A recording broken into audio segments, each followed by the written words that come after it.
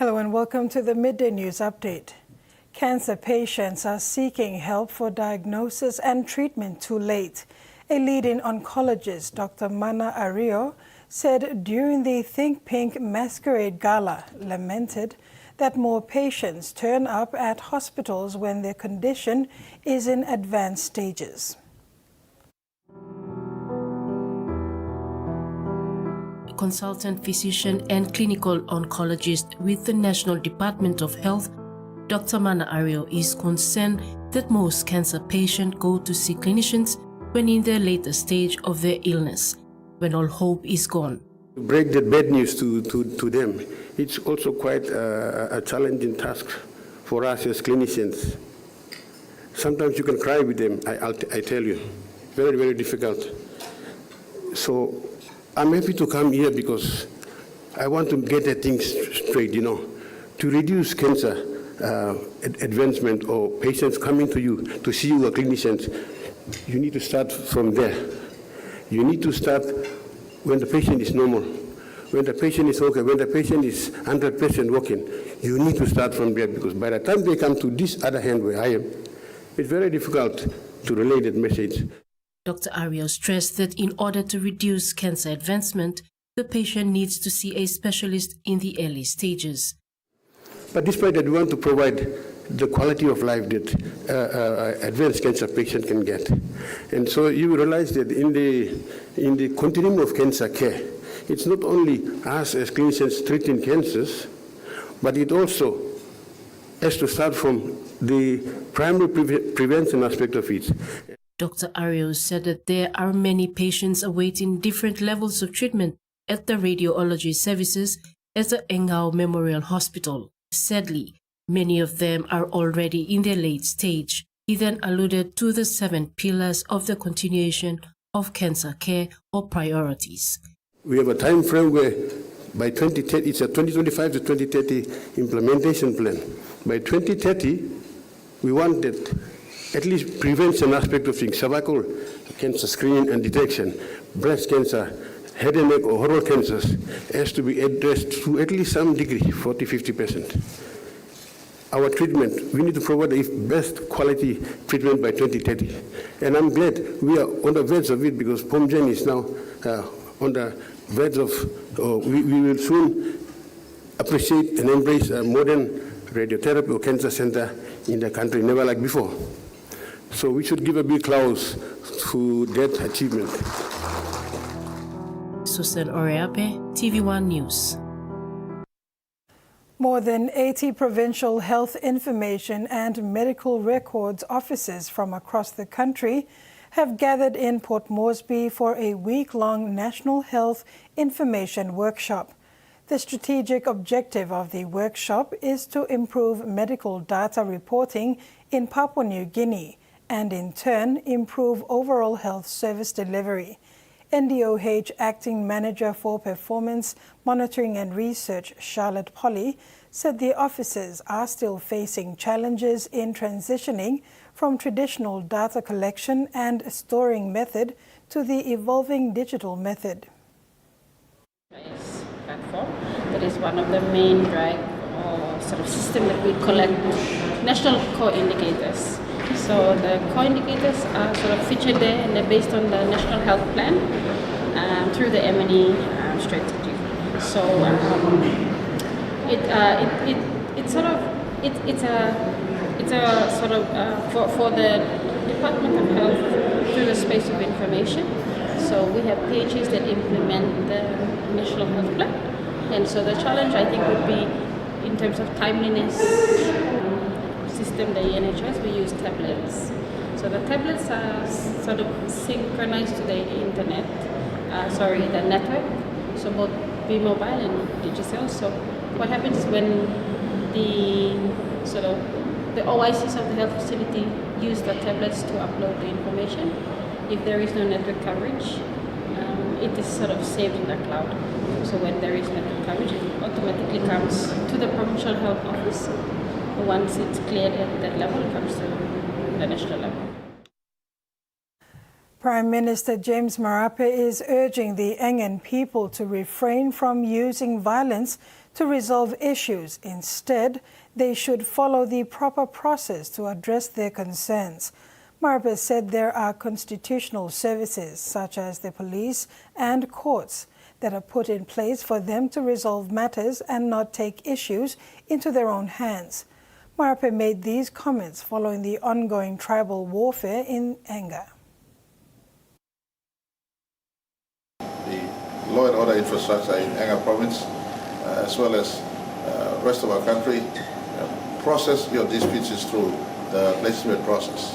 Engage a village magistrate, a village court magistrate, district court magistrate, or police station to arbitrate on disputes that may be in society, whether it's land disputes, or whether it's cultural disputes, domestic husband and wife related disputes, or any disputes for that matter.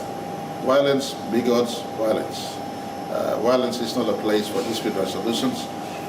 Relate that to a magistrate someplace at a station nearest you, or a courthouse nearest you, or a police station nearest you. And if the police... The Papua New Guinea and Australian Defence Forces have completed Exercise Paradise 2025, a major joint naval training aimed at boosting maritime security and cooperation. Held from 21st to 24th October in PNG waters, the exercise involved the PNGDF's HMPNGS Tediro and ADF's HMAS Albany. Both patrol boats carried out coordinated patrols, search and rescue operations, and maritime surveillance missions. The joint training strengthened teamwork, improved seamanship, and enhanced both nations' ability to respond to regional challenges such as illegal fishing and transnational crime. Exercise Paradise is part of Australia's Defence Cooperation Program, the largest in the Pacific, supporting regional stability and safety at sea. In regional news, the National Gallery of Australia has warned there'll be rolling closures of its public and operational spaces over the coming years as it works to fix the institution's aging facilities. And while the federal government insists it's already committed more than $500 million to national institutions in Canberra, some say it doesn't go far enough to protect priceless artworks. Touring the National Gallery of Australia in 2023, Anthony Albanese admired the collection, including blue poles, amid concerns about the state of its lodgings. The idea that you would house a $500 million artwork in a building with buckets to collect leaks from a leaky roof is absurd. We're a better country than that, and Australia deserves better than that. That day, the federal government announced more than $500 million over 4 years for national collecting institutions, including the gallery. But the NGA's latest annual report warns a significant backlog of building failures and ageing infrastructure is currently only partially funded, and there'll be rolling temporary closures for years to come. We should see a priority on these institutions, a priority on Canberra. And there's no shortage of money for other things like building a car park or a national security precinct. What about our national cultural institutions? The government argues it funded the gallery's needs in its first term, but there's now more work to do. It's a priceless collection. At the gallery, it's an institution for the nation, and we need to make sure that it's fit for purpose. But we also need to test some of those costs when they come to government, and so it's been treated in that way, and it will go through the normal budget process. In terms of a cost-benefit analysis, if you have $5 billion worth of collection that belongs to all Australians, you'd think that fixing a leaky roof would probably pass that. In a statement, an NGA spokesperson says the gallery has comprehensive strategies in place to protect its collection from water damage, and a head contractor has been appointed to begin building works in early 2026. And back home, the Port Moresby Nature Park has unveiled its new orchid garden, a vibrant display of Papua New Guinea's natural beauty and cultural diversity. Opened on Saturday, November 1st, 2025, the garden features orchids from across the country and cultural artifacts that reflect the Highlands, Islands, Southern and Momasa regions. Conservation Manager Francis Kundu said each section tells a story about the plants and the people and traditions behind them. Members who attended a special preview described the tour as educational and inspiring, enjoying first-hand knowledge of PNG's orchids and heritage. The orchid garden is open daily. And in sports, the national women's team, PNG Lewers, have been named to participate in the ICC Women's Emerging Nations Trophy 2025 in Thailand. The tournament will be held from November 18th to the 30th. PNG is part of the women's team ranked 11 to 20 in the world regarding their progress to the big league. Papua New Guinea is one of 8 countries that will participate at the Women's Emerging Nations Trophy.